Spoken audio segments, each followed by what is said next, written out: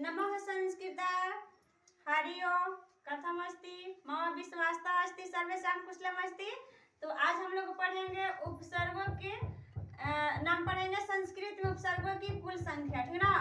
क्या पढ़ेंगे? संस्कृत में उपसर्गों की कुल संख्या पढ़ेंगे, ठीक ना। उसका नाम पढ़ेंगे।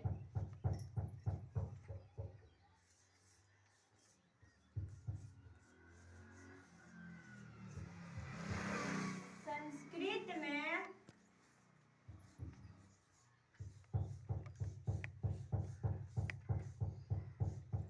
उपसर्गों की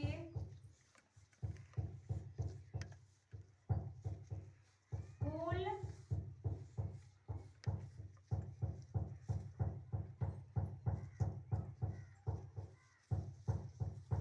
संख्या। क्या इसमें? संस्कृत में उपसर्गों की कुल संख्या का नाम, है ना। पहले उपसर्ग पढ़ चुके हैं, तो अब उसके बाद में पढ़ेंगे कि उपसर्ग कई होता है, तो उसका नाम जानेंगे। तो उपसर्ग कितने होते हैं? 22 होते हैं, ठीक ना। किसमें? संस्कृत में। उपसर्ग कितने होते हैं? 22 होते हैं। किसमें? संस्कृत में, ठीक ना।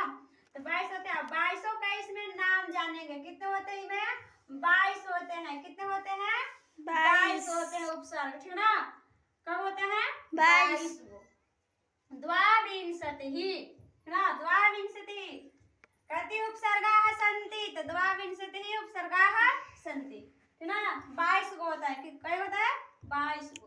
अब इसमें क्या है? 22 को हम यहाँ पर नाम जानेंगे, ठीक ना। देख लो यहाँ पर गणना कर लो कि 22 को है कि नहीं है, ठीक ना। तो 22 को करेंगे। देखो यहाँ पर 1 2 3 4 5 6 7 8 9 10 11 12 13 14 15 16 17 18 19 20 21 22 हुआ 22 को। आम 22 को हो गया। अब इसको क्या है? देखो यहाँ पर क्या है? प्र। क्या लिखा हुआ है? प्र। क्या उपसर्ग क्या है? प्रा है। यहाँ क्या है? दूसरा में क्या है? प्रा है। क्या है? प्रा है। अप है। क्या है? तीसरा में अप। उसके बाद साम। क्या हुआ? साम। उसके बाद अनु। उसके बाद अव। उसके बाद निस। निस नि दुस दुर वी आंग। क्या हुआ? वी आंग। नि आधि आपी आती सु उत अभि प्रति परि अप। कितना हुआ? 22 हुआ। तब इसको हम याद कैसे करेंगे? देखो याद करने का हम लोग का कितना है तरीका? 4 है। 4 4 का एक में करेंगे। इसको याद कैसे करेंगे? देखो यहाँ पर 4 4 का करेंगे एक में। यहाँ से एकम द्वय त्रि चतुर यहाँ से यहाँ तक एक करेंगे, ठीक। उसके बाद फिर करेंगे 4 4 का रखेंगे ग्रुप। फिर यहाँ पर 2 और फिर यहाँ पर 2 हुआ, ठीक ना। यहाँ से करेंगे, ठीक ना। 2 पंथ हुआ, 2 को में करेंगे। फिर यहाँ से क्या हुआ? 2 यहाँ से 2 4। यहाँ पर क्या हुआ? 3 पंथ हुआ। और उसमें क्या होगा? फिर यहाँ से 1 2 3 4। यहाँ से क्या हुआ? 4 हुआ, ठीक। कितना हुआ? 4 हुआ। और उसके बाद क्या हुआ? 2 यहाँ है और 2 यहाँ है। यहाँ क्या है? 5 पंथ हुआ। और इसमें क्या है? 2 बच गया है, ठीक है। 2 क्या हुआ है? बचा हुआ है। तो 4 4 का करेंगे कई गो? 5 को करेंगे, ठीक ना। तो 4 5 20। कितना हुआ? 4 4 कर लेंगे, 5 को पंक्ति में लेंगे तो कितना हुआ? 4 5 20। और 2 छूट रहा है तो कितना हो जाएगा? 22 हो जाएगा, ठीक ना। 2 छूट रहा है तो कितना हो जाएगा? 22 हो जाएगा, ठीक। ये कितना कितना का ग्रुप लेकर चलेंगे हम लोग? 4 4 का लेकर करेंगे याद, ठीक ना। 4 4 का एक में जोड़कर करेंगे, ठीक ना। फिर क्या है? कैसे याद करेंगे? पर पर अप साम। यहाँ पर पर पर अप साम अनु अवनी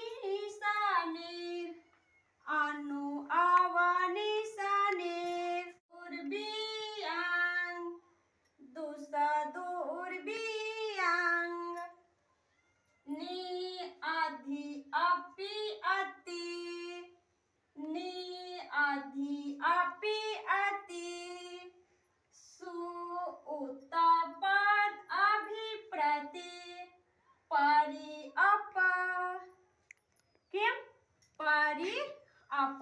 तो 4 गो में लेकर चलेंगे। पर अप सम अनु अवन शनि दुस दुर्बियांग नि अधि अपि अति सु उत अभिप्रति परी अप। ठीक, तो ऐसे करके हम 4 करके याद करेंगे, ठीक है ना। जब तक से हम याद नहीं करेंगे उपसर्ग तब तक से हमारा संस्कृत अनुवाद करना पढ़ना हमारा आसान नहीं होगा। ये याद करना सबसे जरूरी है, ठीक ना। उपसर्ग 22 है, ठीक ना। तो 22 को हम इसको याद करेंगे। देखो यहाँ पर क्या है, पढ़ाई बताइए कि जब भी उपसर्ग लगता है तो क्या होता है, उसका अर्थ बदल जाता है, कभी नहीं भी बदलता है तो तब पर भी चमत्कार हो जाता है, नहीं बदलता है तो यहाँ पर क्या है कि प्र है, क्या है, प्रसंगलनम हार, प्रसंगलनम हार, क्या है, प्रसंगलनम हार है। तो हार है, प्र क्या है, उपसर्ग है, प्र क्या है, उपसर्ग है। आया नहीं यहाँ से प्र, हाँ क्या हुआ, यहाँ से आया प्र हुआ, प्र क्या हुआ, यहाँ हुआ प्राधा, धाना भी कर सकते हैं इसको, संगलनम भी कर सकते हैं, ठीक है। तो संगलनम संस्कृत हुआ, ठीक है।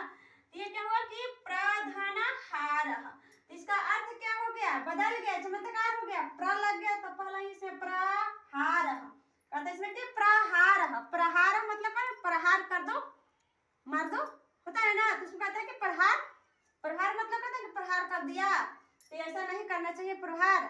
तो यही हो गया प्रहार, इसका चमत्कार हो गया, ठीक ना। ये बदल गया, ठीक।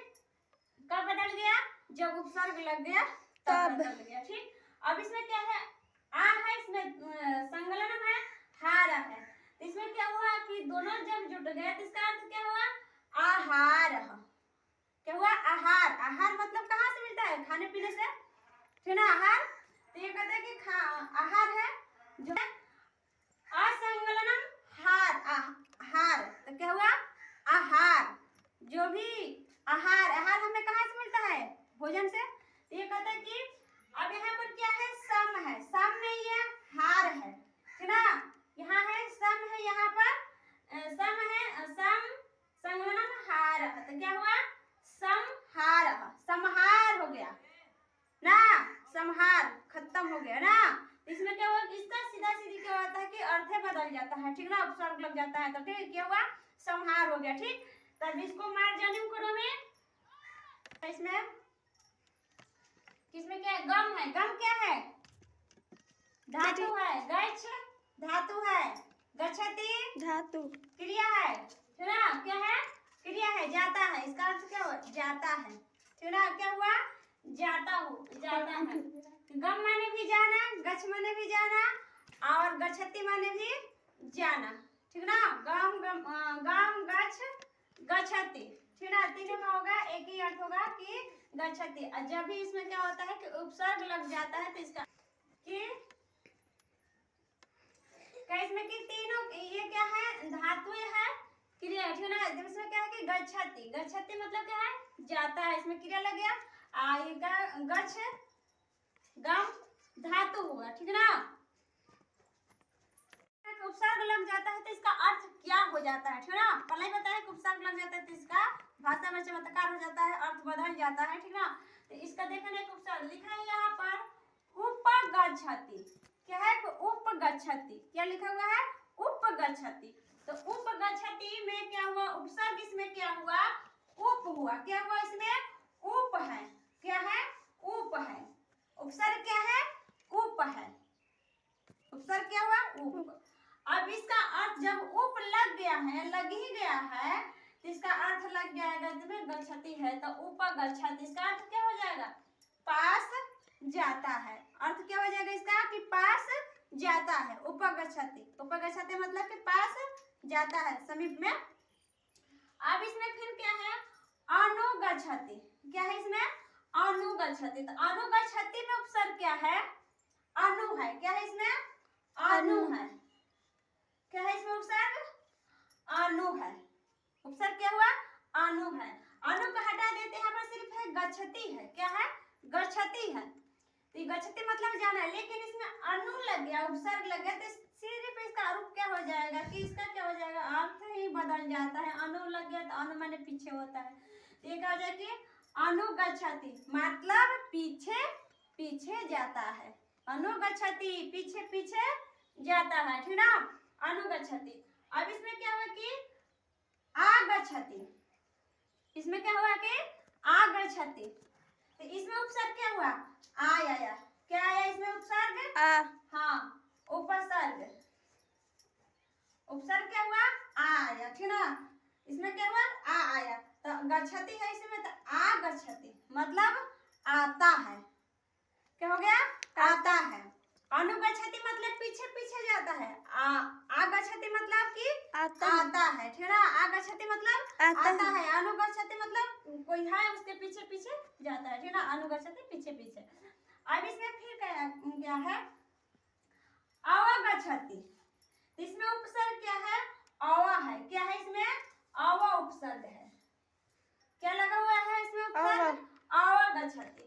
गच्छति मतलब क्या हुआ है, क्रिया तो है, तो इसमें धातु होता है, तो पहले बताया है कि जब भी उसका रूप उपसर्ग जुटेगा तो उसका रूप बदल जाता है और ये क्या होता है, चमत्कार हो जाता है, तो इसमें अवल लग गया, तो इसका मतलब क्या हुआ कि अवगच्छति के मतलब हुआ कि समझता है, ठीक ना, क्या होता है कि समझता, अवगच्छति के मतलब होता है कि समझता है, जो कुछ हम बता रहे हैं वो समझ में आता है, अवगच्छति मतलब समझ में आता है, ठीक ना, यानी कि समझता है, क्या है, अवगच्छति मतलब समझता है। अब यहाँ पर चलो, यहाँ पर क्या होता है,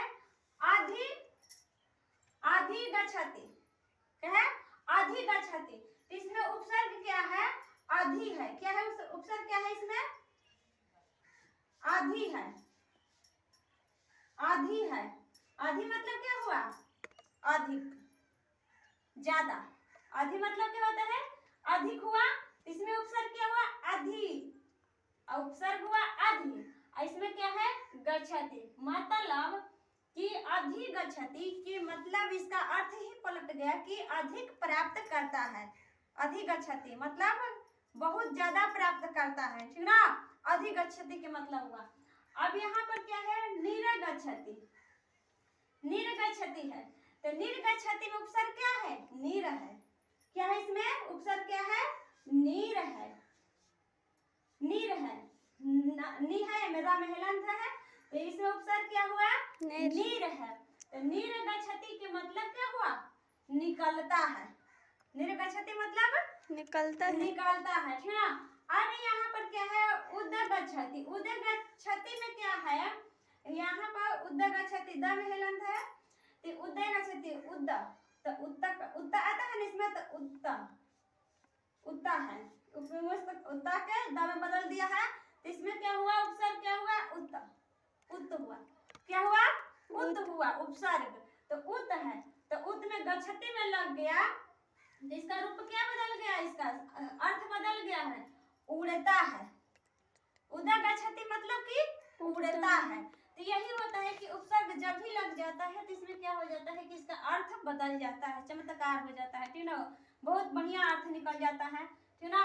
अब इसी से हम क्या करें, इसीलिए हम उपसर्ग को याद करेंगे, ठीक ना। क्या हुआ इसमें कि पढ़ लिए, क्या है कि उपगच्छति, अनुगच्छति, आगच्छति, अवगच्छति, अधिगच्छति, निरगच्छति, उदगच्छति मतलब कि पास जाता है, अनुगच्छति पीछे पीछे जाता है, आगच्छति आता है, अवगच्छति समझता है, अधिगच्छति अधिक प्राप्त करता है, निरगच्छति निकलता है, उदगच्छति उड़ता है, ठीक। तो इसमें क्या हुआ, ये हम उपसर्ग के कारण से ये जितना अर्थ आया, ये उपसर्ग के कारण से ही इसका अर्थ बदल गया और चमत्कार हो गया, ठीक ना।